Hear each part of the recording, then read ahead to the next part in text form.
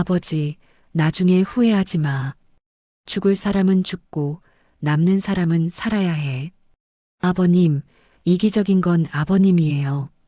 어차피 상속으로 저희한테 올 거 미리 넘기라는 게 그렇게 어렵나요? 그리고 준호가 이어서 말했다. 아버지, 진짜 후회하게 될 거야. 두 사람은 문을 쾅 닫고 나갔다. 늦은 오후 노을빛이 기와지붕 위에 느리게 흘러내리던 시각. 박철용 74세은 기침을 참아가며 동네 병원을 나섰다. 의사는 폐기능이 많이 약해졌으니 무리하는 일을 피하라고 했지만 그는 웃으며 대답했다. 나이가 들면 다 그렇지. 일찍 죽는 게 죄는 아니잖소. 그러나 속은 썩어 들어갔다. 자신이 생각하는 것보다 몸이 훨씬 나빠졌다는 걸 직감했기 때문이다. 걸음을 옮길 때마다 관절이 덜컹거리고 숨이 턱에 차올랐다. 그래서였을까? 오랫동안 연락이 없던 아들 준호에게 잠시 전화라도 하고 싶다는 생각이 들었지만 그는 곧바로 고개를 저었다. 전화를 하면 뭐하나. 받지도 않을 텐데. 준호와 며느리 서영은 1년 넘게 연락이 없었다. 아버지가 아픈지, 약은 드시는지, 밥은 챙겨 드시는지 단 한 번도 묻지 않았다. 딱 하나 필요할 때만 연락했었다. 돈. 준호는 삶에서 책임을 져본 적이 없었다. 결혼도 갑작스럽게 했고 빚도 많았다. 며느리 서영은 더했다. 말끝마다 아버님이 좀 도와주시면 안 되나요? 라는 말이 붙었다. 그렇다고 도움을 안 준 것도 아니었다. 박철용은 자신이 모은 퇴직금 거의 전부를 아들에게 줬다. 그 대가가 무엇이었는지 그는 잘 알고 있었다. 돈 떨어지니 연락도 안 하는 놈들. 그런데 집으로 들어서자마자 예상치 못한 일이 벌어졌다. 아버지. 박철용은 깜짝 놀라 대문 쪽을 바라보았다. 아들 준호와 며느리 서영이 서 있었다. 심장이 덜컥 내려앉았다. 왜 왔지? 무슨 일이지? 그들이 아버지라고 부르며 웃는 얼굴로 서 있는 모습은 낯설기만 했다. 아, 니들이 웬일이냐? 노인은 가까스로 목소리를 냈다.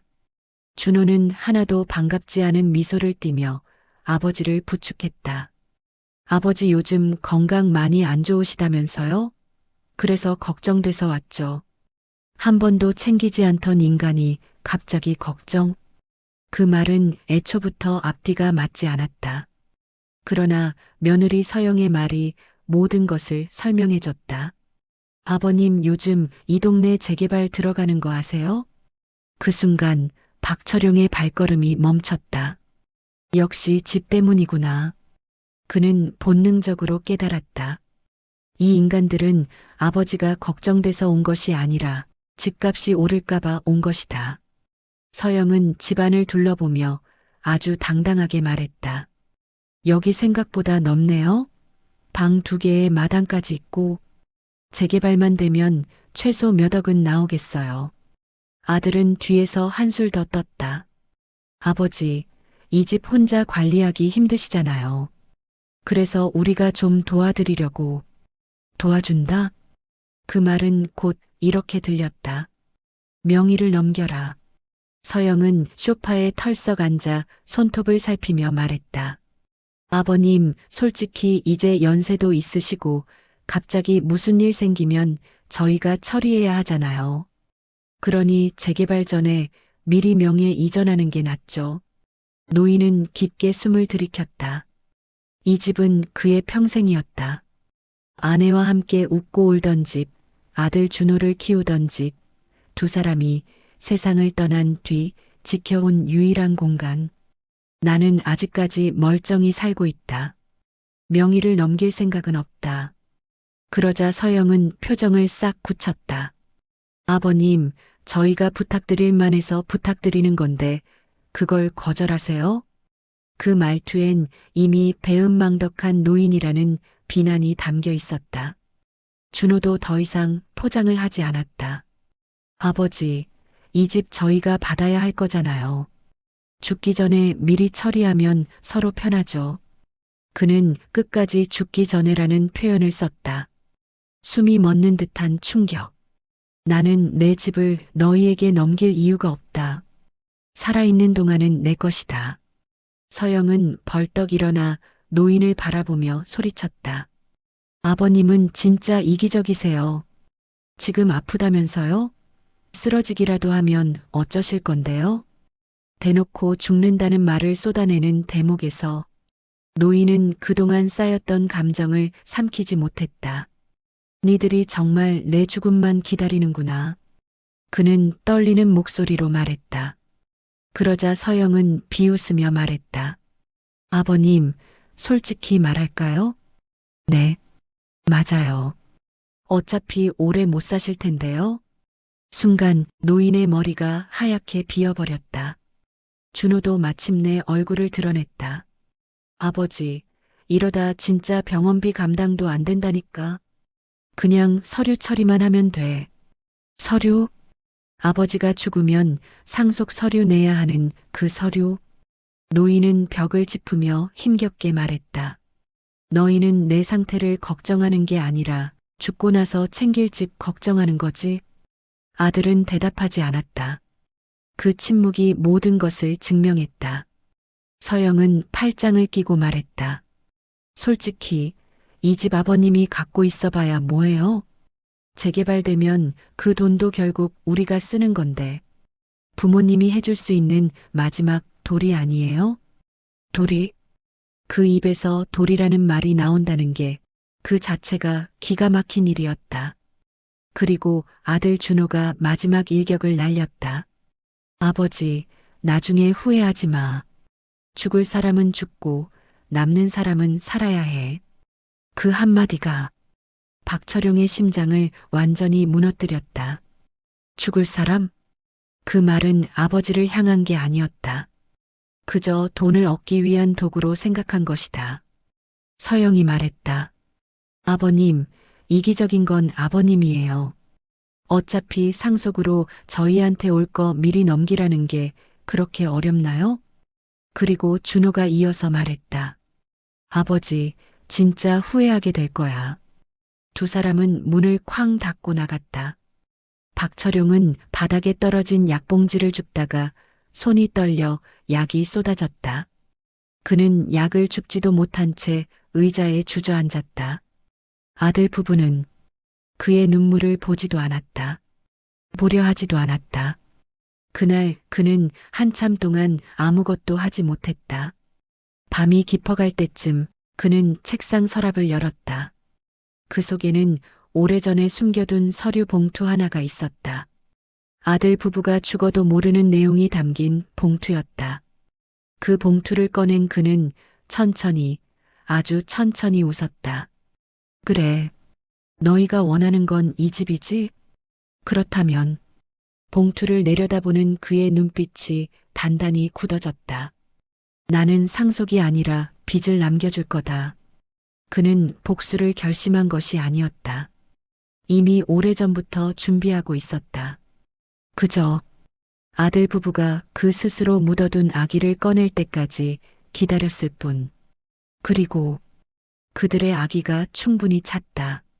아들 부부가 문을 쾅 닫고 나간 뒤 집안은 갑자기 기온이 뚝 떨어진 듯 썰렁해졌다. 박철용은 난로 옆 의자에 천천히 몸을 기대며 아들 준호와 며느리 서영이 남긴 잔소리, 비웃음, 그리고 노골적인 탐욕을 되뇌었다. 죽을 사람은 죽고 남는 사람은 살아야 해. 그 말은 아들 입에서 나온 말이라고는 믿기 힘들 정도로 잔인했다. 그러나 그 잔인함이 오히려 박철용의 정신을 맑게 만들었다. 그래, 이 애들은 내가 평생 준 것은 기억도 못하는구나. 내가 줄 수 있는 마지막 선물, 그건 상속이 아니라 교훈이어야 한다. 그는 생각했다.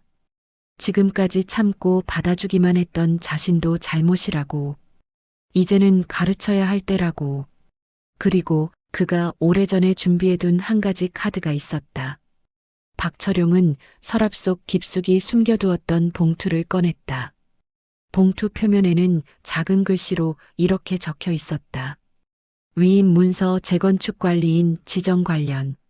하지만 실제 내용은 전혀 달랐다. 그 봉투 안에는 아들 부부가 절대로 상상하지 못할 특별 문서와 계약서들이 들어 있었다. 그 서류는 단순한 상속 문서가 아니었다. 그들이 평생 갚아야 할, 그리고 살아있는 동안 절대 잊지 못할 미끼였다. 박철용은 봉투를 흔들며 낮게 중얼거렸다. 너희가 정말 이 집이 탐난다면 그 대가가 어떤 건지 직접 봐야지. 구독, 좋아요, 알림 설정은 영상 제작에 큰 도움이 됩니다. 다음 날 오전 준호에게서 전화가 왔다. 박철용은 놀라지도 않았다. 어제 그렇게 난리를 치고 갔으니 오늘은 또 어떤 요구를 할지. 전화를 받자마자 준호는 다급한 목소리였다. 아버지, 어제 죄송했어요. 근데 아버지 진짜 건강 괜찮아요? 우리가 너무 심했죠. 사과하는 목소리. 하지만 1초도 안 돼 본심이 튀어나왔다. 금영의 이전 건 다시 한번 생각해 보셨나요? 결국 그 말. 박철용은 짧게 말했다. 니들이 하도 성화를 부리니 생각은 해봤다. 준호는 숨을 들이켰다. 정말요? 아버지 진짜 감사해요. 오늘 바로 찾아뵐게요. 그는 너무 급한 나머지 통화 중에도 숨을 헐떡였다. 점심도 지나지 않아 아들 부부는 다시 찾아왔다. 이번엔 꽃바구니까지 들고 서영은 억지로 만들어낸 미소를 지으며 말했다. 아버님, 어제는 정말 죄송했어요. 저희가 너무 흥분해서 요즘 힘들다 보니. 박철용은 정중하게 고개를 끄덕이며 말랐다. 그래. 사람 사는 게 다 그런 거지. 그러자 준호가 바로 본론으로 들어갔다. 그래서 명예 이전 건 어떻게 하실지? 그제서야 박철용은 책상 위에 봉투 하나를 꺼내놓았다. 아들 부부의 눈빛이 순간 번쩍했다. 봉투를 보는 얼굴엔 기대와 탐욕이 뒤엉켜 있었다. 서영은 먼저 손을 뻗어 봉투를 집었다. 아버님, 이게 명예 이전 서류인가요? 그녀의 손끝이 떨리던 모습은 기대 때문인지 조급함 때문인지 알 수 없었다. 서영이 봉투를 열고 문서를 꺼내 펼쳤다. 그 순간 서영의 얼굴에서 미소가 스르륵 사라졌다. 몇 초 후 준호가 문서를 들여다봤다. 그리고 그 역시 말문을 잃었다. 이게 뭐야? 문서 상단에 큼지막하게 적힌 글. 부양 의무 이행 확인서 및 위반 시 재산 이전 불가 조항 계약서. 간단히 말하면 박철용은 이런 내용의 조건부 증여 계약을 만들어둔 것이다. 아들 부부가 최소 6개월 이상 동거하며 부양할 것. 매일 식사병원약 관리 담당. 월 1회 건강검진 동행. 폭언 시 즉시 계약 파기. 부양 의무 미이행 시 집을 받을 권리 완전 소멸. 계약 의무를 준호 부부가 이행하지 않을 경우 해당 집은 노인복지재단에 기부 처리. 준호는 충격을 받았다. 아버지, 이게 뭐예요? 박철용은 담담하게 말했다. 너희가 진심으로 내 집을 받고 싶다면 그만큼 도리를 해야지. 서영이 벌떡 일어났다. 아버님, 저희 보고 6달 동안 아버님 모시라고요? 박철용은 고개를 끄덕였다. 그래. 그럴 자신 없으면 안 받아도 된다. 그걸 말이라고 해요? 요양보호사도 아니고 왜 우리가 그걸 해야 돼요? 서영의 표정은 이미 망가져 있었다. 탐욕이 좌절로 바뀌는 그 순간의 모습은 참 볼만했다. 준호는 문서를 던지며 소리 질렀다. 아버지, 지금 장난해요? 우리가 왜 이걸 해야 하는데? 니들이 원했잖냐? 내 집을 그냥 주면 안 돼? 아버지도 어차피 오래 못 사시잖아. 그냥 넘기면 되는 걸 왜 조건을 달아? 아버지가 아프다는 사실을 마치 기회처럼 말하는 그 태도. 그 순간 박철용은 아들이 더 이상 자신의 아들이 아니라는 생각이 들었다. 돈을 원했으면 스스로 벌었어야지. 부모가 평생 모은 집을 공짜로 가져갈 생각부터 하는 건 자식이 아니다. 준호는 더 크게 소리쳤다. 그래서 결국 죽을 때까지 이 집을 쥐고 있을 거야? 박철용은 천천히 미소를 지었다. 아니, 죽을 때까지도 아니야. 그럼 노인은 캄하게 말했다. 이미 기부 예정이야. 너희가 나를 버린 그날부터 준호의 얼굴이 하얗게 질렸다. 뭐라고? 6개월 동안 나를 진심으로 부양하면 기부를 취소할 생각도 있다. 하지만 너희 태도로는 불가능하지? 서영은 고함을 질렀다. 아버님 미쳤어요? 왜 우리 권리를 남에게 줘요? 권리? 그건 니들이 스스로 깬 거다. 서영은 결국 욕설까지 퍼부었다. 아버님 같은 노인네 때문에 우리가 얼마나 고생했는데, 우리가 얼마나 힘든 줄 알아요? 박철용은 고개를 저었다. 모르지. 니들이 한 번도 말한 적 없으니까 도와달라고만 했을 뿐. 박철용은 봉투를 다시 집어들며 말했다. 오늘 이후로 이 집 이야기는 꺼내지 마라. 그리고 내 집에 함부로 들어오지도 마라. 준호가 이를 갈며 말했다. 아버지, 이 집 결국 우리 거야. 재개발되면 몇 억이 들어오는데 그걸 날려버릴 거라고? 박철용은 단호하게 말했다. 그래. 니들이 버린 만큼 날려버릴 거다. 아들 부부는 결국 문을 박차고 나갔다. 서영의 마지막 말은 이랬다. 좋아요. 그럼 진짜 후회하게 해드릴게요. 문이 쾅 닫히고 집안에 다시 고요가 찾아왔다. 그러나 오늘의 고요는 일일짜리가 아니었다. 폭풍이 오고 있었고 그 폭풍은 아들 부부를 향하고 있었다. 마지막 잇따름이 끊긴 현관문은 한참 동안 조용했다. 문 밖에서는 아들 부부의 거친 말싸움이 엿들렸다. 아들은 짜증을 거침없이 뿜어냈고 며느리는 사뭇 흥분한 목소리로 뭐라 퍼부으며 계단을 쿵쿵 내려가는 소리가 들렸다. 문 너머의 그 발자국 소리가 사라지는데 몇 분 걸리지 않았다. 그들이 떠난 자리에는 설명할 수 없는 정적이 방 안을 휘감았다. 정수는 천천히 숨을 들이쉬고 고개를 떨궜다. 고요하지만 그 고요 안에는 매우 오래된 상처가 깨어나는 듯한 묘한 통증이 있었다. 그러나 그는 다시 한번 평온하게 눈을 감았다. 이제 시작이네.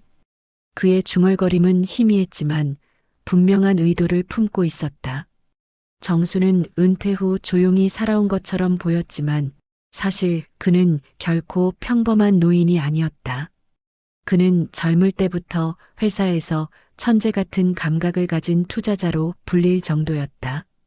남들이 부러워할 만큼의 재산을 모았고 그 재산을 아무도 모르게 은밀하게 관리해온 사람이었다.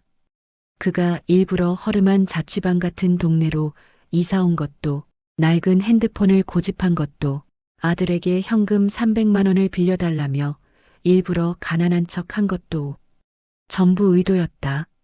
왜? 간단했다. 그는 이미 오래전부터 아들과 며느리가 어떤 사람인지 알고 있었기 때문이다. 선한 척, 효도하는 척, 하지만 돈과 재산 냄새가 나지 않으면 곁에서 사라지는 인간들.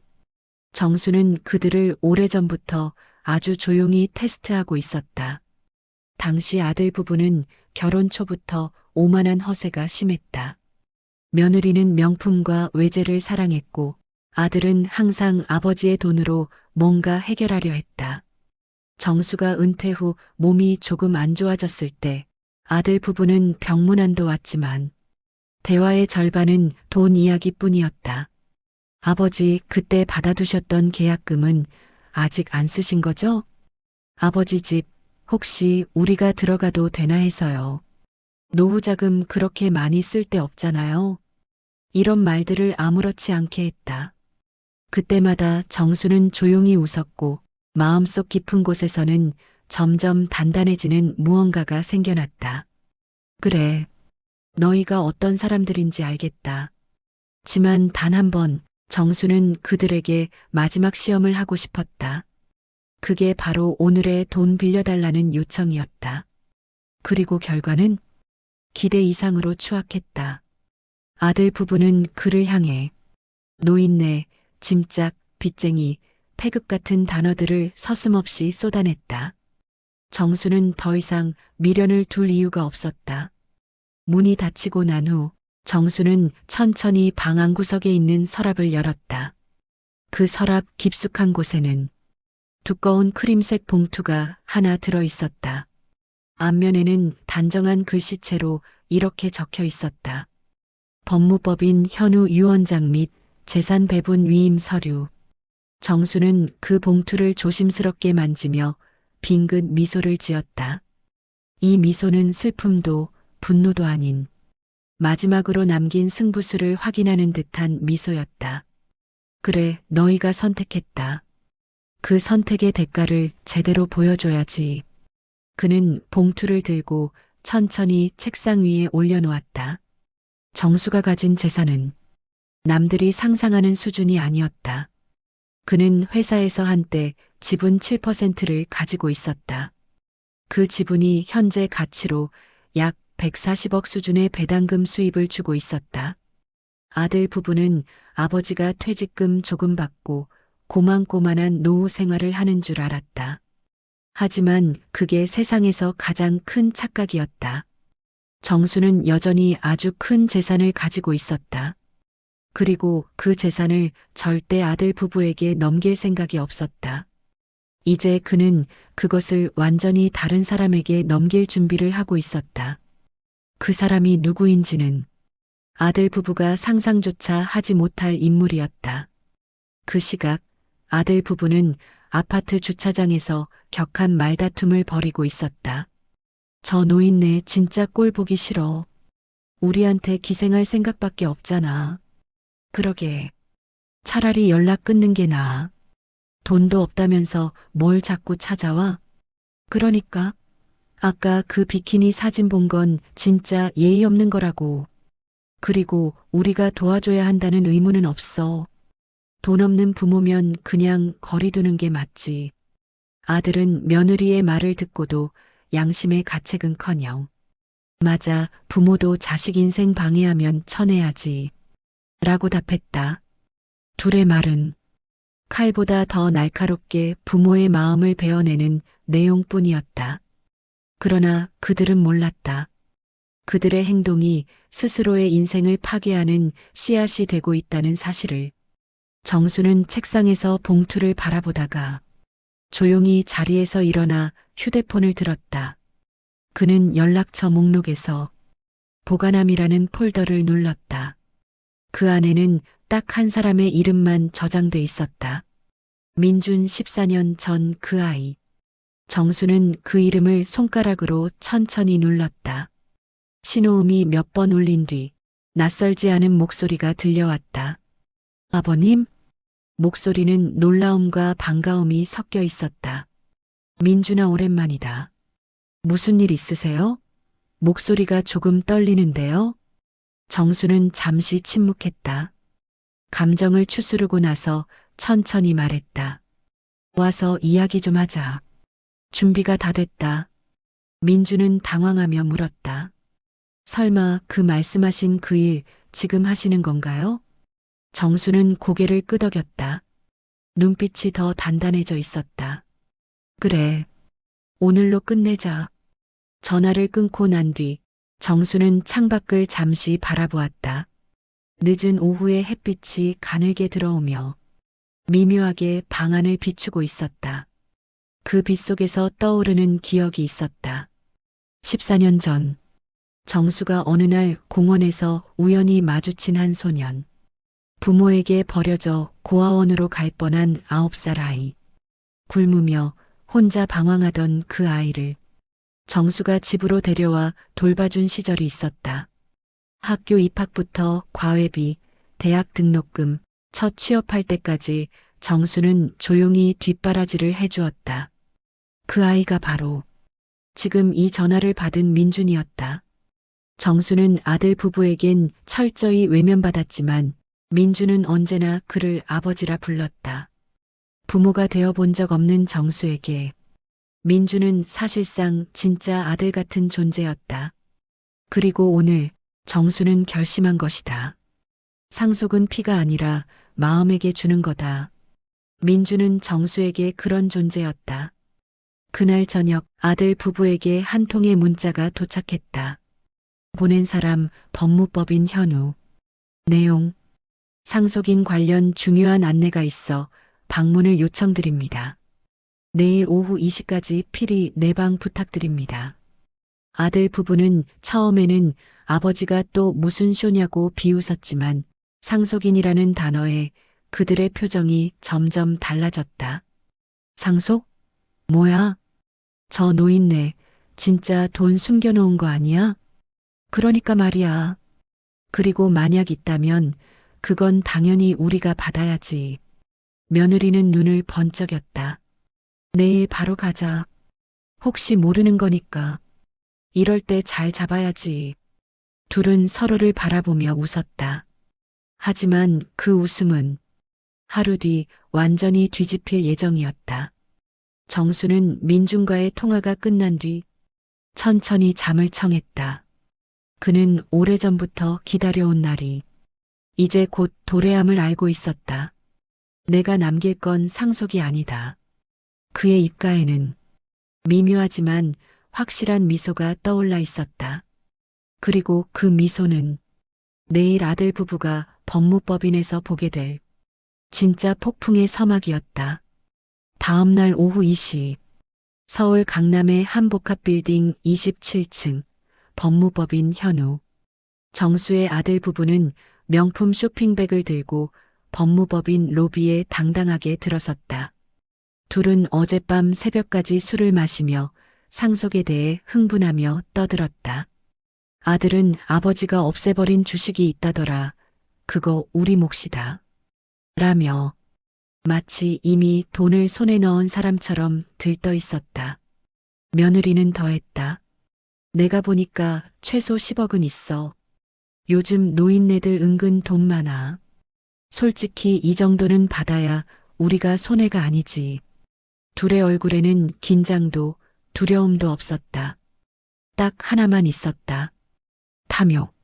상담실 문이 열리자 중년의 변호사가 미소를 지으며 일어섰다. 오셨군요. 앉으시죠. 아들 부부는 딱딱한 표정으로 앉았지만 표정을 감추는 눈빛은 이미 얼마를 주나 보자였다. 변호사는 서류철을 꺼내놓고 말했다. 먼저 말씀드리지만 오늘은 상속 관련 설명보다는 선친께서 남기신 특별 지시사항 확인이 주 목적입니다. 며느리는 팔짱을 끼고 코웃음을 쳤다. 그런 건 빨리 읽어주세요. 저희 시간 많지 않거든요.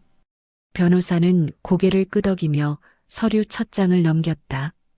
그리고 그 순간 아들 부부의 얼굴이 동시에 굳었다.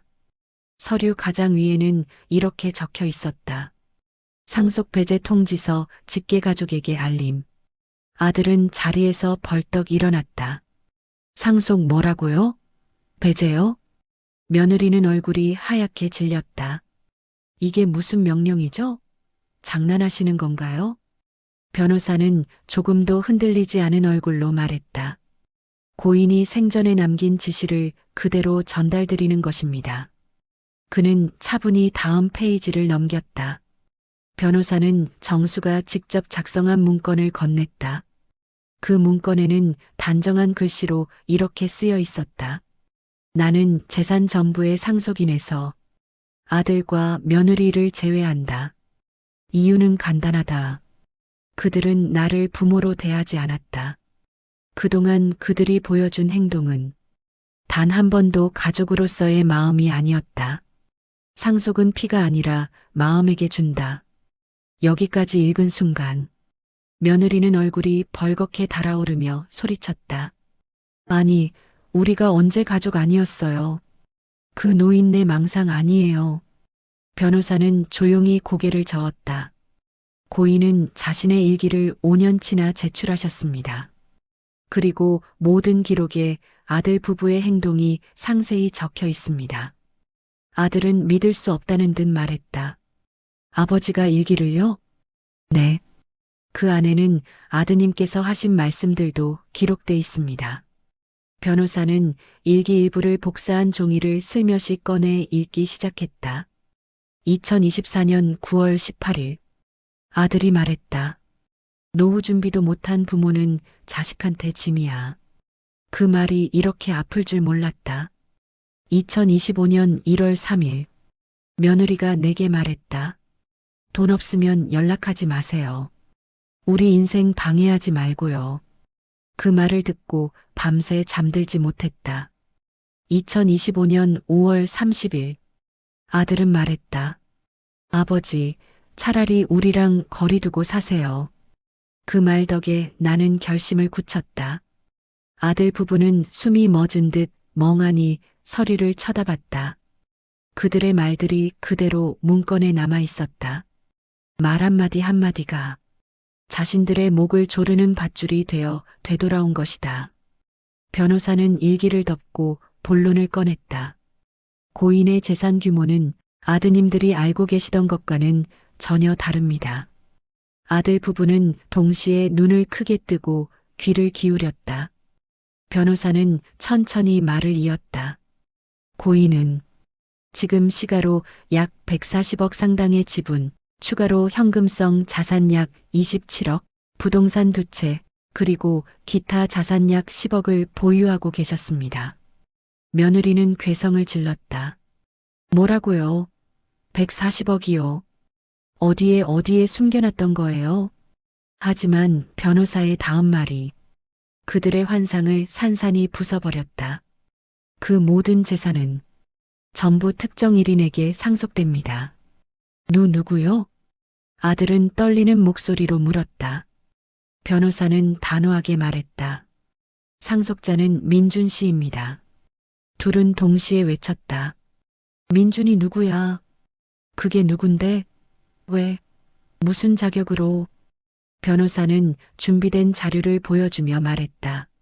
민준 씨는 고인이 14년 전부터 경제적으로, 생활적으로, 지속적으로 도움을 주고 키운 청년입니다. 서류상으로는 법적 후견인 관계가 성립된 상태였고요.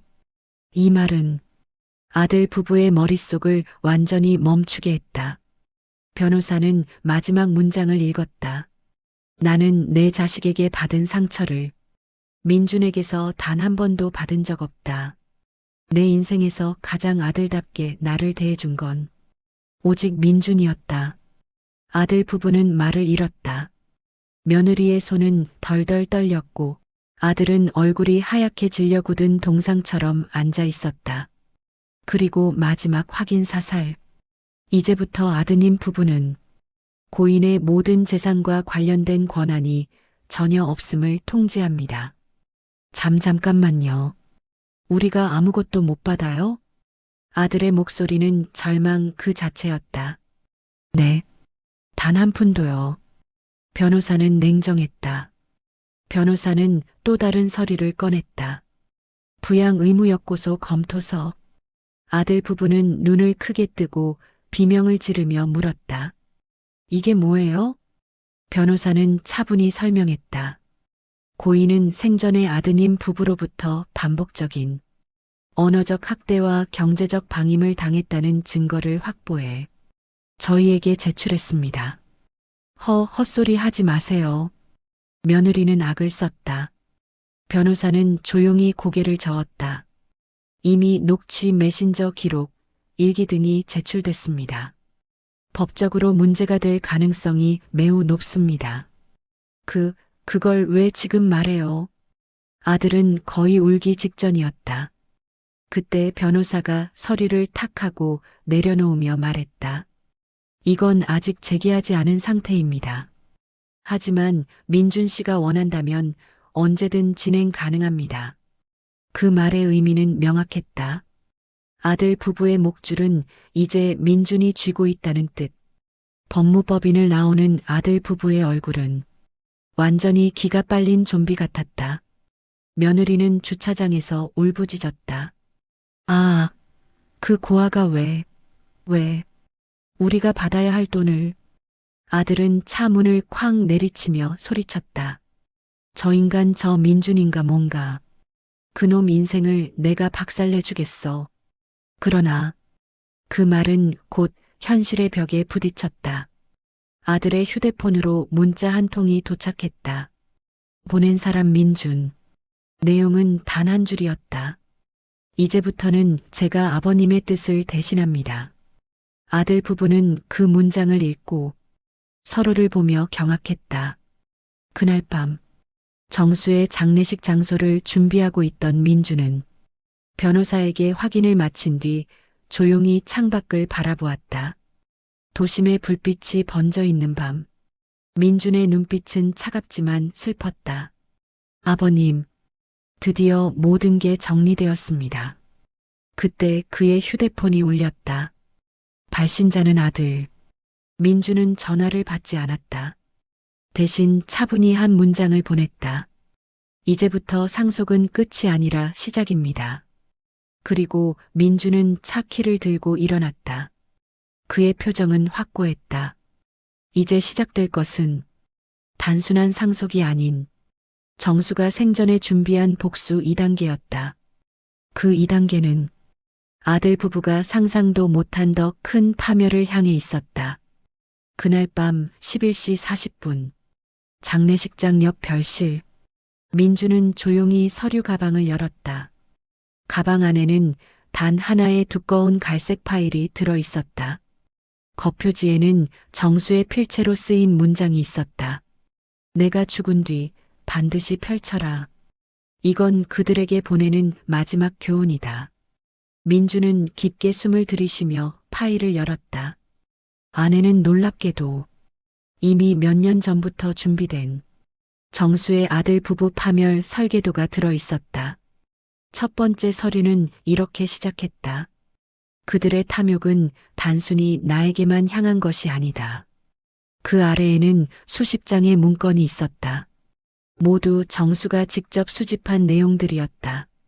아들의 회사 공금 유용 정황 증거, 회식 자리에서 후배에게 폭언갑질한 녹취록, 거래처 여직원에게 보낸 부적절한 메시지. 민준의 손이 잠시 멈췄다. 아버님, 이런 것까지 알고 계셨군요. 그리고 다음 페이지. 봉투 안에는 사진 몇 장이 들어 있었다. 며느리가 헬스클럽 트레이너와 함께 새벽에 호텔에 들어가는 장면. 그 외에도 며느리가 비밀 계좌로 보낸 송금 기록, 트레이너와 주고받은 메시지 기록, 남편보다 당신이 100배 낫다라는 음성 메시지. 민주는 얼굴이 굳었다. 이걸 알고도 아버님은 한 번도 그들에게 말하지 않으셨네. 정수의 마지막 메모가 이어졌다. 나는 단순히 그들을 벌주고 싶은 것이 아니다. 그들이 얼마나 한심한 선택을 해왔는지 스스로 깨닫길 바랐다. 민주는 마지막 장을 펼쳤다. 그 문장은 민준의 눈빛을 완전히 바꾸어 놓았다. 만약 자녀들이 나의 상속 계획에 반발하거나 민준을 공격하거나 무언의 협박 또는 보복을 시도할 경우 즉시 파일 전체를 경찰과 언론에 공개하라. 이 한 줄은 아들 부부가 꾸며놓은 인생을 한 번에 뒤엎을 수 있는 폭탄 같은 조항이었다. 정수는 죽기 전에 이미 모든 조사를 끝내놓고 있었다. 다음 날 오전 9시 민주는 장례식장 밖에서 전화를 받았다. 야, 너 민준이지?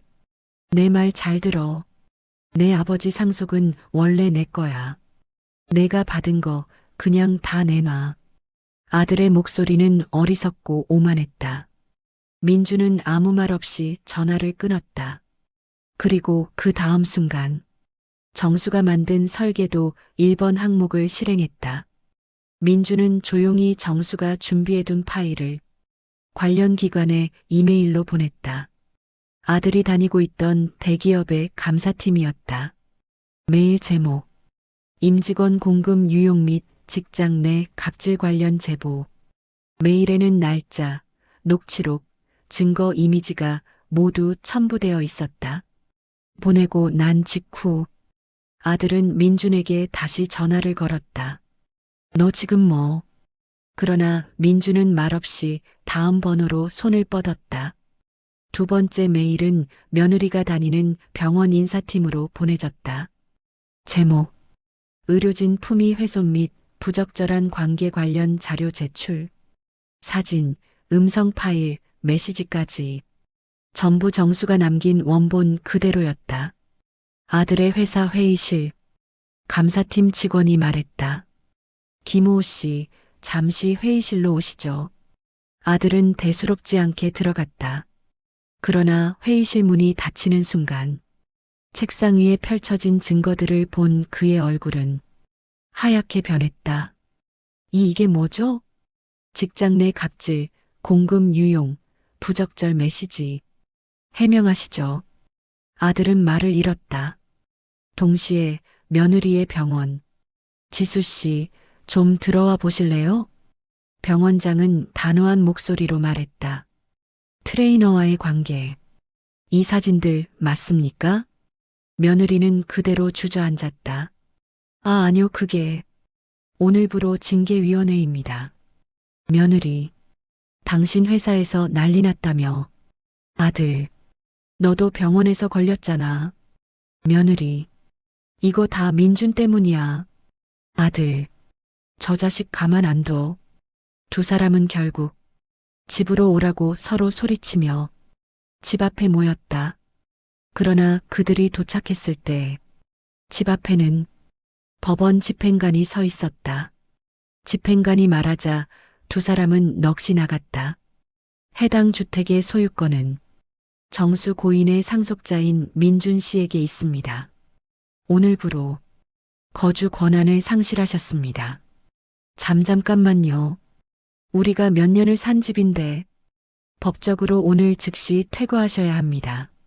아들 부부는 그 자리에서 무릎을 꿇었다. 제발 하루만 더. 그러나 집행관은 냉정했다. 민준이 천천히 걸어왔다. 검은 정장, 굳은 표정. 얼마나 많은 밤을 버텼는지 아는 눈빛. 아들이 이를 갈며 외쳤다. 너 지금 이게 뭐 하는 짓이야? 우리 인생 망하게 하는 거야. 민주는 조용히 정수의 마지막 말을 떠올렸다. 그리고 단 한 문장을 말했다. 이건 내 복수가 아니라 아버님이 이미 선택하신 결과입니다. 아들은 충격과 분노로 온몸을 떨었다. 며느리는 바닥에 쓰러져 울부짖었다. 그 주택 앞에서 모든 이웃들이 속삭였다. 부모 버리더니 결국 젖골이네. 저 청년이 더 효자였네. 아들 부부는 짐 몇 개만 들고 쫓겨난 듯 그 자리에서 떠났다. 집 문이 닫히자 민준의 휴대폰에 정수가 남긴 마지막 음성이 재생되었다. 민준아, 그들은 내가 얼마나 너를 아들처럼 생각했는지 이제 알게 되겠지. 그것이면 충분하다. 민준은 덤덤한 얼굴로 하늘을 올려다보았다. 그리고 속삭였다. 아버님, 이제 모든 게 끝났습니다. 민준은 서류를 덮으며 천천히 미소 지었다.